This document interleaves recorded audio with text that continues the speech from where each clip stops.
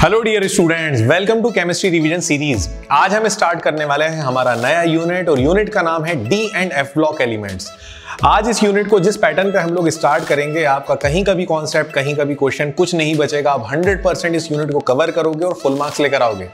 बस अगर आप इस यूनिट को बहुत आसानी से कवर करना चाहते हो, फुल मार्क्स लाना चाहते हो, तो यार ये 2 लेक्चर जो मैं आज लेक्चर नंबर 1 स्टार्ट कर रहा हूँ और उसके बाद लेक्चर नंबर 2 आएगा।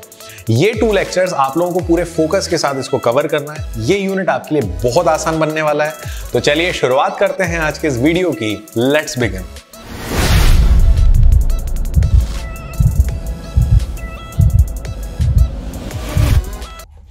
जैसा कि मैंने आपको बताया, हमारा आज का यूनिट है D and F block elements. बच्चों, पीरियोडिक टेबल के अंदर हमें पता है टोटल एलिमेंट्स हैं 118 टिल डेट। उन 118 एलिमेंट्स को हम लोगों ने 4 अलग अलग ब्लॉक्स में डिवाइड करा है, S block, P block, D block और एफ ब्लॉक। तो भाई आखिर कोई एलिमेंट डी ब्लॉक में क्यों रखेंगे हम, किसी भी एलिमेंट को एफ ब्लॉक में क्यों रखेंगे? तो चलिए समझते हैं। डी ब्लॉक में वही सारे एलिमेंट्स आते हैं जिनका लास्ट इलेक्ट्रॉन एंटर होता है n-1 डी सब शेल। अगर किसी एलिमेंट का last electron D sub shell में आता है तो वो डी ब्लॉक का कहलाता है, और अगर किसी एलिमेंट का last electron F sub shell में आता है तो वो एलिमेंट एफ ब्लॉक का कहलाता है। ये तो हम लोगों को पता है। तो इस यूनिट को हम लोग 2 पार्ट्स में कवर करेंगे। पहले हम लोग फर्स्ट पार्ट में डी ब्लॉक एलिमेंट्स को कवर करेंगे और उसके बाद आएंगे एफ ब्लॉक एलिमेंट्स पर। तो चलिए सबसे पहले हम हमारे यूनिट का फर्स्ट पार्ट स्टार्ट करते हैं, डी ब्लॉक एलिमेंट्स। और बच्चों, इनको ट्रांजिशन एलिमेंट भी बोला जाता है।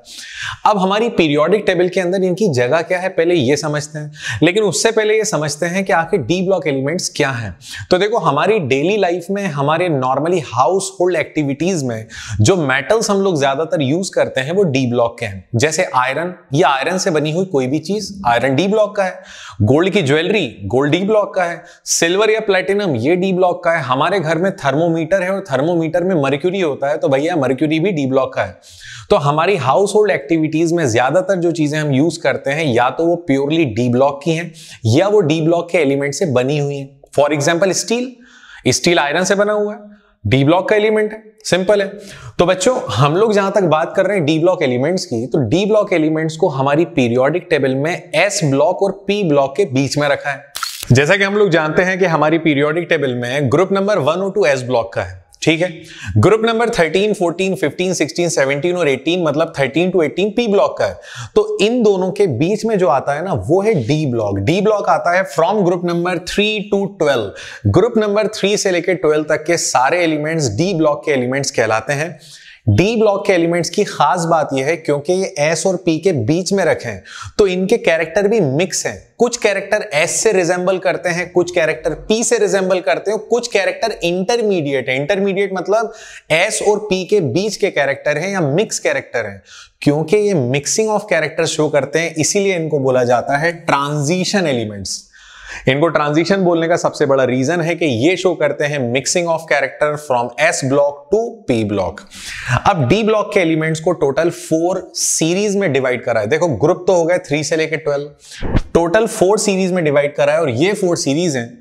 डी ब्लॉक के एलिमेंट्स को टोटल 4 सीरीज में डिवाइड करा गया है, और ये 4 सीरीज हैं 3D, 4D, 5D, 6D। Depends upon the last electron. अगर लास्ट इलेक्ट्रॉन 3D में गया है तो वो 3D सीरीज का मेंबर बन जाएगा। लास्ट इलेक्ट्रॉन 4D सबशेल में गया है तो 4D सीरीज, सिमिलरली 5D और 6D। तो चलिए सबसे पहले समझते हैं इन सीरीज के मेंबर्स और इन मेंबर्स के साथ कुछ इनसे रिलेटेड इंटरेस्टिंग पॉइंट्स। सबसे पहले 3D सीरीज। देखो, ऐसा बिल्कुल जरूरी नहीं है कि आपको पूरी की पूरी सीरीज याद हो, लेकिन अगर आपको सीरीज याद करना है तो मेरा वीडियो आप देख सकते हो 3D 4D सीरीज का, लिंक डिस्क्रिप्शन में दिया है, आप उसको देखकर और नॉर्मल तरीके से आप वो सीरीज सीख सकते हो। लेकिन अगर आपके पास टाइम कम है और आप परफेक्ट तरीके से सीखना चाहते हो तो ये बेस्ट पैटर्न है। 3D सीरीज स्टार्ट होती है स्कैंडियम एटॉमिक नंबर 21 और जिंक एटॉमिक नंबर 30 पर। 3D सीरीज के जो मेंबर हैं, इनकी जब कॉन्फ़िगरेशन लिखी जाती है तो सबसे पहले हम लोग लिखते हैं आर्गन, नोबल गैस, जिसमें 18 इलेक्ट्रॉन है। इसके बाद मैं जनरल कॉन्फ़िगरेशन लिख रहा हूं, फिर इसके बाद डी में 1 से लेकर 10 इलेक्ट्रॉन आएंगे, एंड देन 4s 1 to 2। तो गाइज ये इनकी जनरल कॉन्फ़िगरेशन है 3D 1 to 10, 4s 1 to 2, और उससे पहले एर्गन लिखना मत भूलना। कुछ स्पेशल कॉन्फ़िगरेशन है जो आपको जरूर याद रखनी है, जैसे क्रोमियम की कॉन्फ़िगरेशन 3D 5 4s 1 होती है, और कॉपर की कॉन्फ़िगरेशन 3D 10 4s 1 होती है ग्राउंड स्टेट पर। तो बच्चों ये स्पेशल कॉन्फ़िगरेशन मैंने स्टार लगाकर शो करी हुई है, ठीक है। 3D सीरीज के बाद हम आते हैं 4D सीरीज पर। 4D सीरीज स्टार्ट होती है इट्रियम से और एंड होती है कैडमियम पर, कैडमियम एटॉमिक नंबर 48। यहां पर आपको जो याद रखने वाली चीज है वो ये है कि यहां स्पेशल कॉन्फ़िगरेशन शो करता है पैलेडियम, और पैलेडियम के साथ सिल्वर। आप देख सकते हो पैलेडियम ग्राउंड स्टेट पे शो करता है 4D 10 5s0, और सिल्वर शो करता है 4D 10 5s1, बिल्कुल वही कॉपर वाला केस है। इसके बाद 5D सीरीज स्टार्ट होती है लैंथेनम से और एंड होती है मर्क्यूरी पर। लैंथेनम टू मर्क्यूरी इनकी जनरल कॉन्फ़िगरेशन लिखना है तो सबसे पहले ज़ेनॉन लिखोगे आप, ज़ेनॉन के बाद आ जाएगा 4f14, देन इसके बाद आ जाएगा 5D 1 to 10, 6s 1 to 2। तो बच्चों ये इनकी जनरल कॉन्फ़िगरेशन है, लैंथेनम से स्टार्ट होता है और मर्क्यूरी पर एंड होता है। Special configuration shown by platinum and gold, आप देख सकते हो प्लैटिनम एंड गोल्ड। फिर इसके बाद आते हैं 6D सीरीज। तो 6D सीरीज स्टार्ट होती है एक्टिनियम से और एंड होती है Cn पर, कॉपरनिकम रिमेंबर। और इनकी कॉन्फ़िगरेशन में स्पेशल कॉन्फ़िगरेशन शो कर रहा है रोइंग टैग्नीटियम Rg, जिसकी कॉन्फ़िगरेशन है 6D 10 7s1। तो बच्चों ये तो 4 सीरीज हो गई, और इन 4 सीरीज में स्पेशल कॉन्फ़िगरेशन आपको याद करनी ही पड़ेगी, बहुत इंपॉर्टेंट है। हमारी एनसीईआरटी की टेक्स्ट बुक में साफ साफ लिखी है स्पेशल कॉन्फ़िगरेशन पैलेडियम की। तो चलिए ये तो कुछ सीरीज के बारे में हो गया, 3D 4D 5D और 6D। अब एक बड़ी इंटरेस्टिंग बात है जो आप लोगों को पता होना जरूरी है। क्वेश्चन ये आता है कि क्या डी ब्लॉक के सारे मेंबर ट्रांजिशन है? ऐसा बिल्कुल नहीं है। डी ब्लॉक के सारे एलिमेंट्स ट्रांजिशन बिल्कुल नहीं है। डी ब्लॉक में कुछ ऐसे एलिमेंट भी हैं जो डी ब्लॉक में रखे हुए हैं लेकिन वो नॉन ट्रांजिशन है। तो हम कैसे पहचानेंगे कि कौन ट्रांजिशन है और कौन नॉन ट्रांजिशन है? तो इसका बड़ा सिंपल सा कॉन्सेप्ट है। अगर किसी एलिमेंट की जनरल कॉन्फ़िगरेशन किसी एटम या उसके आयन, रिमेंबर या तो एटम या आयन में से किसी एक की भी कॉन्फ़िगरेशन D1 से D9 आ गई तो पक्की बात है कि उसके पास अनपेयर्ड इलेक्ट्रॉन प्रेजेंट होगा, और अगर अनपेयर्ड इलेक्ट्रॉन प्रेजेंट होगा, D1 से D9 कॉन्फ़िगरेशन है, तो 100% वो कहलाएगा ट्रांजिशन। तो ट्रांजिशन को पहचानने का बड़ा सीधा सा कॉन्सेप्ट, अगर किसी के एटम या आयन में से कोई एक भी D1 से D9 शो कर देगा तो वो ट्रांजिशन कहलाएगा। नॉन ट्रांजिशन क्या होता है? अगर किसी का एटम फेल हो गया, D0 या D10 है, मतलब फेल हो गया ट्रांजिशन शो करने से, फिर हमने आयन को चांस दिया, आयन भी फेल हो गया, आयन भी D0 या D10 शो कर रहा है, तो एटम और आयन अगर दोनों ही D0 या D10 शो कर रहे हैं तो पक्का उसके D सब शेल में अनपेयर्ड इलेक्ट्रॉन नहीं है, और अनपेयर्ड इलेक्ट्रॉन नहीं है मतलब वो है नॉन ट्रांजिशन। तो बच्चों ये याद रखना, कोई भी एलिमेंट अगर D0 या D10 शो करता है एटॉमिक फॉर्म में, आयनिक फॉर्म में, तो वो नॉन ट्रांजिशन कहलाता है। इससे रिलेटेड एक बड़ा इंपॉर्टेंट क्वेश्चन है। क्वेश्चन ये आता है कि आखिर जिंक, कैडमियम और मर्क्यूरी तीनों एलिमेंट को हम ट्रांजिशन क्यों नहीं कहते, बल्कि वो डी ब्लॉक में रखे गए? तीनों नॉन ट्रांजिशन है।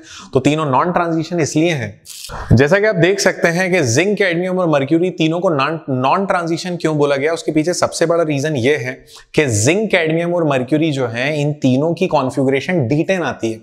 जिंक भी D10 है, मर्क्यूरी भी D10 है, कैडमियम भी D10 है और मर्क्यूरी भी D10 है। तो तीनों फेल हो चुके हैं, लेकिन अगर कोई फेल होता है तो यार सप्ली वाला एक ऑप्शन तो मिलना चाहिए। हमने जिंक, कैडमियम और मर्क्यूरी तीनों फेल हो चुके हैं, अब इनके एटम फेल होगा, इनके आयन को एक चांस देते हैं, मतलब सप्ली दे देते हैं, लेट्स ट्राई कि ट्रांजिशन बन पाता है या नहीं बन पाता है। तो जब हमने इनके आयंस को देखा, जैसा कि आप देख रहे हैं, जिंक, कैडमियम और मर्क्यूरी जब आयन बनाते हैं तो वो बनाते हैं +2। अब जिंक +2 की कॉन्फ़िगरेशन होती है 4s0 3d10, क्योंकि जो +2 के 2 इलेक्ट्रॉन निकले वो 4s से निकलेंगे। सिमिलरली कैडमियम के जो 2 इलेक्ट्रॉन निकलेंगे वो 5s से निकलेंगे, और मर्क्यूरी के जो 2 इलेक्ट्रॉन निकलेंगे वो 6s से निकलेंगे, क्योंकि जब भी आपको इलेक्ट्रॉन निकालना है पहले आप s से निकालते हो, उसके बाद d से निकालते हो। तो आप ये देख सकते हो कि जिंक, कैडमियम और मर्क्यूरी के आयंस जो हैं वो भी D10 कॉन्फ़िगरेशन शो कर रहे हैं।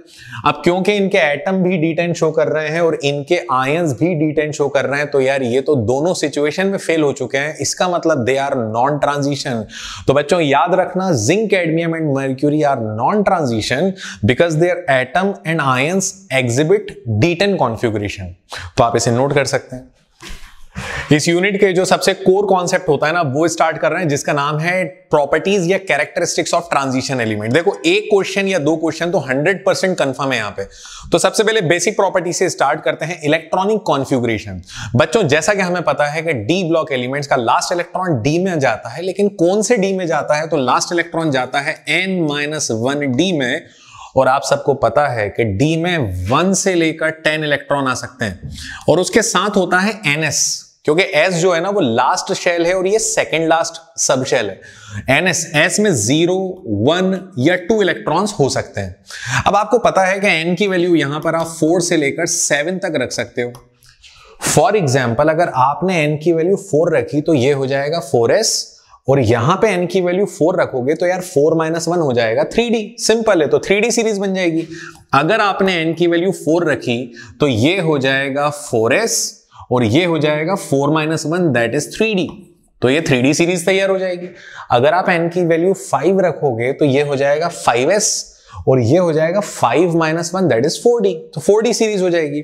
और सारी सीरीज की कॉन्फ़िगरेशन मैंने अभी आपको बताई दी है कैसे लिखना है, तो बहुत सिंपल है। General configuration n-1 d 1 to 10, ns 0 1 2 1 या 2। और आपको ये बात पता है कि ट्रांजिशन वही होगा जिसके n-1 d में 1 और मोर अनपेयर्ड इलेक्ट्रॉन हो। चलिए सेकंड प्रॉपर्टी पे आते हैं। तो सेकंड प्रॉपर्टी है मेटालिक कैरेक्टर। देखो शुरू की प्रॉपर्टीज बड़ी बेसिक प्रॉपर्टीज हैं, तो मैं इनको 1 by 1 बड़े सिंपल तरीके से कंप्लीट करूंगा। आगे की प्रॉपर्टी में बहुत डिटेल में जाएंगे हम लोग। सेकंड प्रॉपर्टी है मेटालिक कैरेक्टर। देखो बच्चों डी ब्लॉक के अंदर सारे के सारे एलिमेंट मेटल हैं, सबके सब मेटल है, मतलब उनमें हर वो कैरेक्टर है जो मेटल में होता है। They are malleable, they are ductile, they possess higher melting and boiling point, they are good conductor of heat and electricity, they are hard. सारी क्वालिटीज हैं, और इन क्वालिटीज में एक बड़ी बेहतरीन क्वालिटी है जो आप सबको याद रखना है, वो ये है इनके n-1 d में जितने अनपेयर्ड इलेक्ट्रॉन होते हैं ना, ये उतना ही आपस में बनाते हैं कोवेलेंट बॉन्डिंग। इनके पास जितने भी अनपेयर्ड इलेक्ट्रॉन होते हैं n-1 d में, मतलब लास्ट d जो होता है ना, चाहे वो 3d 4d 5d 6d कोई सा भी d हो, लास्ट d में जितने अनपेयर्ड इलेक्ट्रॉन होते हैं उतनी होती है कोवेलेंट बॉन्डिंग बिटवीन एटम्स। मान लो ये मेटल है, मेटल के अंदर बहुत सारे एटम्स हैं, तो इन एटम्स में मेटेलिक बॉन्डिंग तो होगी, क्योंकि मेटल है भाई, मेटेलिक बॉन्डिंग तो होगी, लेकिन मेटेलिक बॉन्डिंग के साथ एक और एडिशनल बॉन्डिंग होती है, दैट इज कोवेलेंट बॉन्डिंग, और वो कोवेलेंट बॉन्डिंग डिपेंड करती है अनपेयर्ड इलेक्ट्रॉन्स पर। तो बच्चों याद रखना, डी ब्लॉक के एलिमेंट्स बड़े स्ट्रॉन्ग मेटल होते हैं। नो डाउट मर्क्यूरी एक लिक्विड है रूम टेम्परेचर पे, अदरवाइज डी ब्लॉक के एलिमेंट्स बड़े स्ट्रॉन्ग मेटल होते हैं, और उनकी स्ट्रॉन्ग स्ट्रेंथ जो होती है ना, वो डिपेंड करती है उनकी मेटेलिक बॉन्डिंग और कोवेलेंट बॉन्डिंग पर। चलिए अगले पॉइंट पर आते हैं, और अगला पॉइंट बड़ा स्पेशल पॉइंट है, आईएमपी कर लेना, मेल्टिंग एंड बॉइलिंग पॉइंट। देखो जैसा कि हम लोग जानते हैं कि डी ब्लॉक के एलिमेंट्स होते हैं गुड कंडक्टर, स्ट्रॉन्ग मेटल्स होते हैं। अब जब स्ट्रॉन्ग मेटल्स हैं, हार्ड मेटल्स हैं, तो भाई उनका मेल्टिंग और बॉइलिंग पॉइंट तो ज्यादा ही होगा।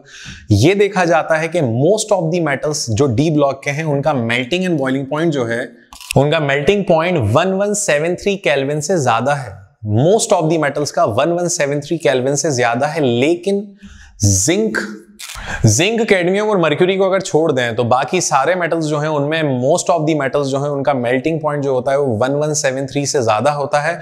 और जहां तक बात अगर हम टंगस्टन की करें, और अगर हम बात करें टंगस्टन की, तो टंगस्टन का जो मेल्टिंग पॉइंट होता है वो तो हाईएस्ट है। इतना ज्यादा मेल्टिंग पॉइंट है कि उससे ज्यादा किसी मेटल का मेल्टिंग होता ही नहीं है। हम उसे बल्ब के फिलामेंट में यूज करते हैं।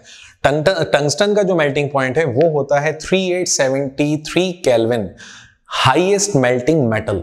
आखिर इनका मेल्टिंग पॉइंट इतना ज्यादा क्यों है? तो इनके मेल्टिंग पॉइंट के ज्यादा होने का रीजन फिर वही है जो आपने प्रीवियस पॉइंट में पढ़ा, कि डी ब्लॉक के मेटल्स डुअल बॉन्डिंग शो करते हैं। पहली बॉन्डिंग जो नेचुरल है मेटेलिक, दूसरी बॉन्डिंग कोवेलेंट बॉन्डिंग। तो जितनी ज्यादा इनके पास डुअल बॉन्डिंग होती है उतना ही ज्यादा इनका मेल्टिंग और बॉइलिंग पॉइंट होता है। तो बच्चों ये पॉइंट भी हमारा कंप्लीट होता है। तो हाई मेल्टिंग और बॉइलिंग के पीछे रीजन है डुअल बॉन्डिंग। हाई मेल्टिंग और हाई बॉइलिंग पॉइंट के पीछे रीजन है डुअल बॉन्डिंग, और वो डुअल बॉन्डिंग होती है because of metallic bonding and covalent bonding.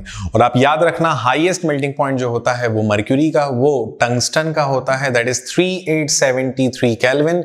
Least melting point जो होता है वो होता है मर्क्यूरी का, -37 डिग्री पे मर्क्यूरी मेल्ट होने लगता है।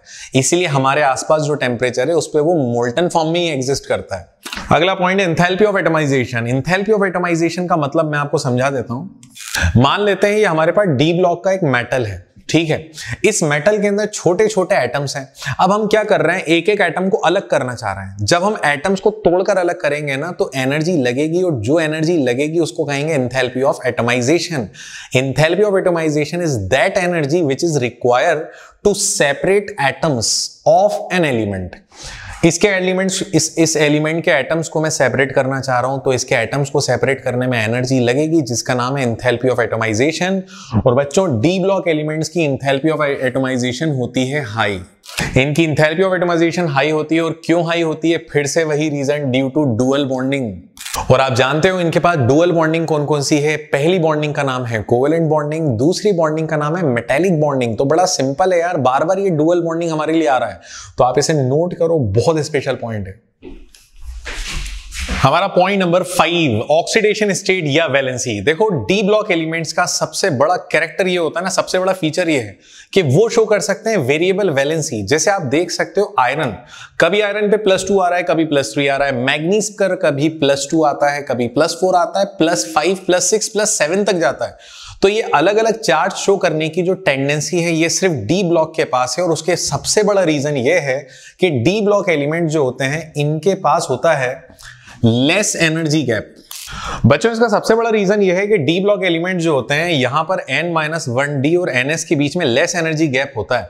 अगर ns अपना इलेक्ट्रॉन देता है तो n-1d कहता है कि भैया मेरे भी इलेक्ट्रॉन ले जाओ, मेरे इलेक्ट्रॉन का क्या करना है। तो इन दोनों के बीच लेस एनर्जी गैप है, तभी ये शो करते हैं वेरिएबल वैलेंसी और वेरिएबल ऑक्सीडेशन स्टेट। इसका एक स्टेटमेंट है जो मैं आप लोगों के लिए लिखा है मैंने, आप नोट कर सकते हो इसे। Characteristic property of d block elements is that they exhibit variable valency or oxidation state. Their maximum oxidation state is equals to the sum of. इनका मैक्सिमम चार्ज कितना हो सकता है, तो इनका मैक्सिमम चार्ज डिपेंड करता है कि डी ब्लॉक में कितने, डी ऑर्बिटल में कितने अनपेयर्ड इलेक्ट्रॉन है और लास्ट के एस में कितने इलेक्ट्रॉन है। लास्ट के एस के इलेक्ट्रॉन और डी के अनपेयर्ड इलेक्ट्रॉन्स को जब आप ऐड करोगे तो उनका जो सम आएगा वो होगा इनका मैक्सिमम चार्ज। चलिए एक एग्जांपल देखते हैं। जैसा कि आप देख सकते हैं मैंने लिखा है कि मैक्सिमम ऑक्सीडेशन स्टेट या मैक्सिमम वैलेंसी जो है वो unpaired electrons of n-1d plus electrons of ns। आपको दोनों को ऐड कर देना, आंसर आ जाएगा। चलिए एक एग्जांपल देखते हैं इस पे। जैसा कि आप लोग देख सकते हैं कि मैग्नीज का एटॉमिक नंबर 25 है। हम लोगों ने इसकी कॉन्फ़िगरेशन लिखी है और कॉन्फ़िगरेशन से पता चलता है कि मैग्नीज के डी ऑर्बिटल में 5 इलेक्ट्रॉन है, 5 के 5 इलेक्ट्रॉन अनपेयर्ड है, एस में 2 इलेक्ट्रॉन्स हैं। तो यहां पर अनपेयर्ड इलेक्ट्रॉन्स हैं 5 और एस के इलेक्ट्रॉन टोटल चाहिए, चाहे वो पेयर्ड हो या अनपेयर्ड हो, उससे कोई मतलब नहीं है। तो एस के टोटल 2 इलेक्ट्रॉन है और बच्चों 5 + 2 होता है 7। और यही रीजन है कि मैग्नीज का मैक्सिमम चार्ज जो होता है वो होता है +7।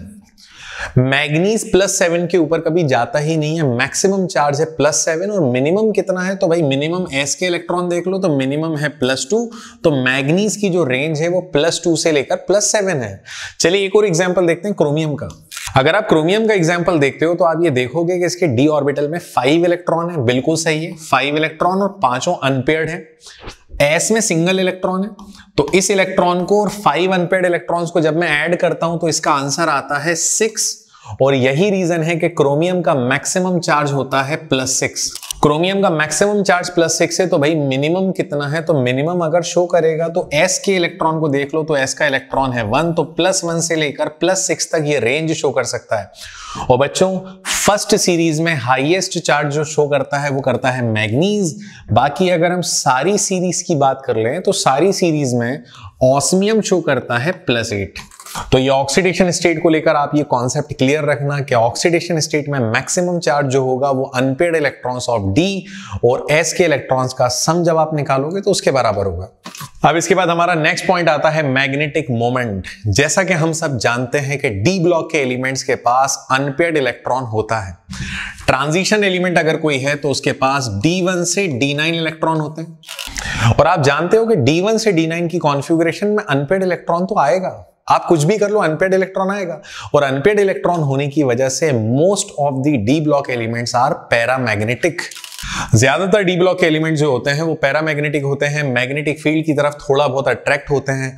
और इनके नंबर ऑफ अनपेयर्ड इलेक्ट्रॉन्स को निकालने के लिए, अनपेयर्ड इलेक्ट्रॉन्स का सिंबल N है, इनको मैग्नेटिक मोमेंट निकालने का फॉर्मूला आता है mu is equals to, magnetic moment निकालने का फॉर्मूला आता है mu is equals to under root N bracket में n+2, और n का मतलब है number of unpaired electron in d orbital, last का जो d सब शेल है उसके unpaired electron, that's it.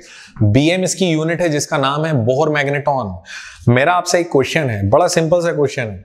Question ये है, मेरा आप लोगों से एक बड़ा सिंपल सा क्वेश्चन है। मैंने आप लोगों के सामने 2 एलिमेंट्स लिखे हुए हैं, दोनों एलिमेंट के d ऑर्बिटल में चेक करो कि कितने अनपेयर्ड इलेक्ट्रॉन है। मतलब आपको दोनों ही एलिमेंट में n की वैल्यू चेक करनी है, और n की वैल्यू मैं आपको बता दूं, यहां पे d में जब 10 इलेक्ट्रॉन है तो अनपेयर्ड इलेक्ट्रॉन है ही नहीं, अनपेयर्ड इलेक्ट्रॉन 0 है।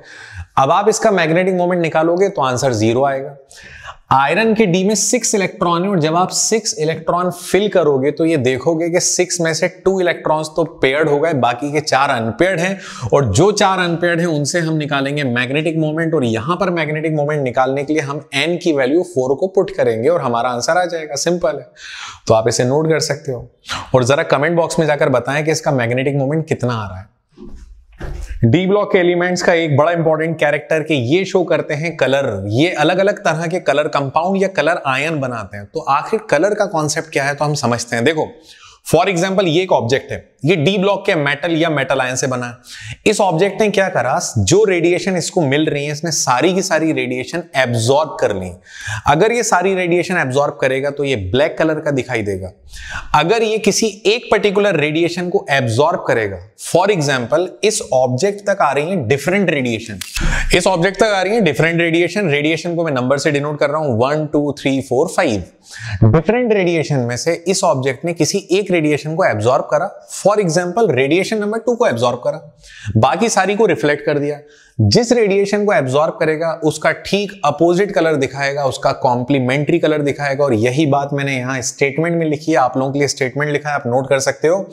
अ कंपाउंड ऑफ मेटल और ion exhibit color when it absorb radiation of specific wavelength and shows the complementary color of absorbed radiation।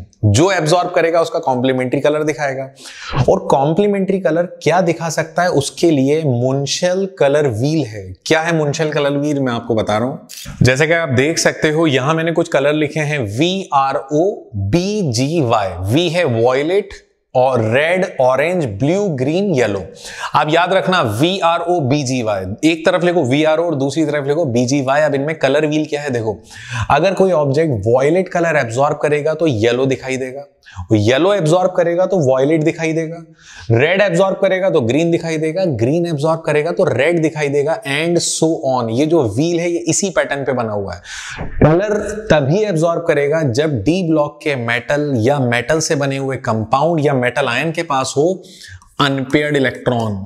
अगर अनपेयर्ड इलेक्ट्रॉन है डी सब शेल में, अगर n-1 D sub shell में unpaired electron है, तो ये सारी कहानियां तभी स्टार्ट होंगी जब n-1 डी में अनपेयर्ड इलेक्ट्रॉन हो, क्योंकि वो n-1 डी का अनपेयर्ड इलेक्ट्रॉन जब एनर्जी एब्जॉर्ब करेगा ना कलर की, तो वो करेगा डी ट्रांजिशन। क्योंकि जब एक सिंगल इलेक्ट्रॉन मतलब अनपेयर्ड इलेक्ट्रॉन को एनर्जी आती हुई दिखती है ना, फॉर एग्जाम्पल आप सिंगल इलेक्ट्रॉन हो, आप एक पार्क में घूम रहे हो, आपको कहीं से एनर्जी आती हुई दिखाई दी, तो आपने उस एनर्जी को एब्जॉर्ब कर लिया, अब आप एक्साइटेड हो गए। आपके एक्साइटेड होने को कहते हैं डी ट्रांजिशन। मतलब जब कोई इलेक्ट्रॉन एक्साइट हो जाता है तो उसके एक्साइटेशन को क्या बोलते हैं, डी ट्रांजिशन। तो जैसे ही इलेक्ट्रॉन एनर्जी एब्जॉर्ब करेगा तो वो शो करेगा डी ट्रांजिशन, और डी ट्रांजिशन की वजह से वो पर्टिकुलर आयन, वो पर्टिकुलर मेटल का बना हुआ कंपाउंड कलर्ड होगा। एक बड़ा सिंपल सा एग्जांपल देता हूं मैं आप लोगों को। जैसे कि आप देख सकते हैं मैंने आपके सामने 2 अलग अलग कंपाउंड रखे हैं, एक CuSO4.5H2 that is blue vitriol, और दूसरा ZnSO4.7H2, इसे कहते हैं व्हाइट विट्रियोल। अब ये विट्रियोल क्या है मैं आपको बता रहा हूं, इसमें मेटल आप देखो कॉपर है। जब SO4 जुड़ेगा तो कॉपर पे चार्ज आएगा +2, और कॉपर पे जब +2 चार्ज आएगा तो कॉपर की कॉन्फ़िगरेशन होगी 3d9 3d9 में अनपेयर्ड इलेक्ट्रॉन है, बिल्कुल अनपेयर्ड इलेक्ट्रॉन है, और अगर अनपेयर्ड इलेक्ट्रॉन है तो वो एग्जिबिट करेगा डी ट्रांजिशन। 3d9 में अनपेयर्ड इलेक्ट्रॉन है, और अगर अनपेयर्ड इलेक्ट्रॉन है तो भाई उससे होगा डी ट्रांजिशन, और डी ट्रांजिशन वाली चीजें कलर्ड ही तो होती हैं, कलरलेस थोड़ी होती हैं। वहीं पे अगर हम ZnSO4 को देखें तो यहां पर मेटल है जिंक जिस पे चार्ज है +2, कॉन्फ़िगरेशन है 3d10 4s0, और आपको पता है 3d10 के पास होता है नो अनपेयर्ड इलेक्ट्रॉन। तो आप देख सकते हो क्या यहां पे अनपेयर्ड इलेक्ट्रॉन है, तो भाई अनपेयर्ड इलेक्ट्रॉन नहीं है। क्या ये डी ट्रांजिशन शो करेगा? बिल्कुल शो नहीं करेगा, तो इसका मतलब ये होगा कलरलेस। इसीलिए तो इसको बोलते हैं व्हाइट विट्रियोल और इसे बोलते हैं ब्लू विट्रियोल। तो बच्चों कलर का सबसे बड़ा रीजन ये है अनपेयर्ड इलेक्ट्रॉन। और अनपेयर्ड इलेक्ट्रॉन की पहचान मैं आपको बता दूं, अगर किसी की कॉन्फ़िगरेशन में D1 से D9 आ रहा है तो पक्का उसके पास अनपेयर्ड इलेक्ट्रॉन है, और अगर किसी की कॉन्फ़िगरेशन D10 आ रही है तो उसके पास अनपेयर्ड इलेक्ट्रॉन नहीं है, वो हर हाल में कलरलेस आयन और कलरलेस कंपाउंड बनाएगा। तो आप इस कॉन्सेप्ट को नोट करो, बड़ा स्पेशल कॉन्सेप्ट है। ये नॉर्मली रीजनिंग क्वेश्चन बनाता है, जो पॉइंट मैं अब आपको बताने वाला हूं। स्टैंडर्ड रिडक्शन पोटेंशियल या स्टैंडर्ड इलेक्ट्रोड पोटेंशियल, सिंबल है E0। स्टैंडर्ड इलेक्ट्रोड पोटेंशियल हमें यह बताता है कि आखिर कोई मेटल का बना हुआ कंपाउंड या मेटल आयन पानी में जाके कितना स्टेबल है। अगर लेस स्टेबल है तो वाटर में जाके फटाक से डिसॉल्व हो जाएगा, और अगर ज्यादा स्टेबल है तो वाटर में डिसॉल्व नहीं होगा। तो बच्चों stability of metal ion in aqueous solution, remember in aqueous solution is depends upon the value of E0। E0 की वैल्यू पे डिपेंड करेगा। Smaller the value of E0 more will be the stability. मतलब हम ये बोल सकते हैं कि स्टेबिलिटी ऑफ आयन कहीं ना कहीं E0 के इनवर्सली प्रोपोर्शनल है। जितना E0 कम होगा स्टेबिलिटी उतनी ही ज्यादा होगी। अब E0 खुद काय पे डिपेंड करता है, तो E0 की वैल्यू निकालने के लिए एक बड़ा सिंपल सा फॉर्मूला है। E0 तीन चीजों पे डिपेंड करता है, enthalpy of sublimation, enthalpy of hydration और आयनाइजेशन इंथैल्पी। इन तीन चीजों पे E0 डिपेंड करता है। मैं आपसे एक बड़ा सिंपल सा क्वेश्चन पूछता हूं, एक एग्जांपल देता हूं। ये मेरे पास कुछ डायपॉजिटिव आयन है, मैग्नीज, आयरन, कोबाल्ट और निकल डायपॉजिटिव, ठीक है। इनके E0 की वैल्यू भी है हमारे पास।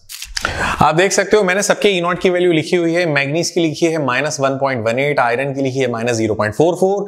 क्या आप मुझे बता सकते हो कि इन सभी आयंस में स्टेबिलिटी का ऑर्डर क्या होगा? कौन ज्यादा स्टेबल होगा और कौन कम स्टेबल होगा? तो हमें एक बात पता है, जैसा कि हम सबको मालूम है कि stability of ion is inversely proportional to the value of E0। E0 की वैल्यू जितनी कम होती जाएगी स्टेबिलिटी उतनी ही ज्यादा होती जाएगी। तो सबसे कम E0 की वैल्यू है मैग्नीज की -1.18, उससे ज्यादा वैल्यू है iron, then cobalt and then nickel. तो इन सब में स्टेबिलिटी का ऑर्डर होगा Mn+2, then Fe+2, then Co+2 and then Ni+2। बच्चों हमारी एनसीईआरटी की बुक में जहां पर ये टॉपिक है उसके ठीक अगले पैराग्राफ में आप देखोगे तो वहां पर एक बड़ा इंपॉर्टेंट क्वेश्चन दिया हुआ है। और क्वेश्चन ये है कि out of Cu+2 and Cu+1 ion, Cu+1 ion is more stable and why? Cu+1 ion is more stable in aqueous medium and why? तो भाई Cu+1 आयन क्यों ज्यादा स्टेबल है, इसके पीछे एक लोता रीजन है, वो ये है। रिमेंबर मैं एक्वस मीडियम की बात कर रहा हूं। एक्वस मीडियम में Cu+1 आयन इसलिए स्टेबल है क्योंकि Cu+1 आयन जो होता है इसकी होती है, Cu+1 आयन की होती है लेस हाइड्रेशन इंथैल्पी, क्योंकि हाइड्रेशन इंथैल्पी जितनी ज्यादा कम होगी मेटल आयन उतनी ही देर में डिसॉल्व होगा और वो ज्यादा स्टेबल होगा। तो Cu+1 ion is more stable. और ये हमारे एनसीईआरटी की जो बुक में क्वेश्चन है, ये हमारे कॉम्पिटिटिव एग्जाम में भी आ चुका है और बोर्ड्स का भी बड़ा इंपॉर्टेंट टॉपिक है। तो बच्चों इसे जरूर नोट करना, ये स्टेबिलिटी जो एक्वस मीडियम पे है वो डिपेंड करती है वैल्यू ऑफ E0 पर। तो आप इसे नोट कर सकते हैं। तो बच्चों फाइनली हमारा आज का lecture number 1 D and F block elements का कंप्लीट होता है। आप इस लेक्चर को जो जो टॉपिक्स बताए गए इनकी प्रैक्टिस करो, और अगर किसी भी तरह से आपको कुछ भी एक्स्ट्रा नीड लगती है, ऑब्जेक्टिव्स की, एक्सरसाइज की, किसी भी तरह की आपको नीड लगती है तो आप कमेंट कर सकते हैं। That's all for today. Thank you very much. और यार वीडियो शेयर करना मत भूलना।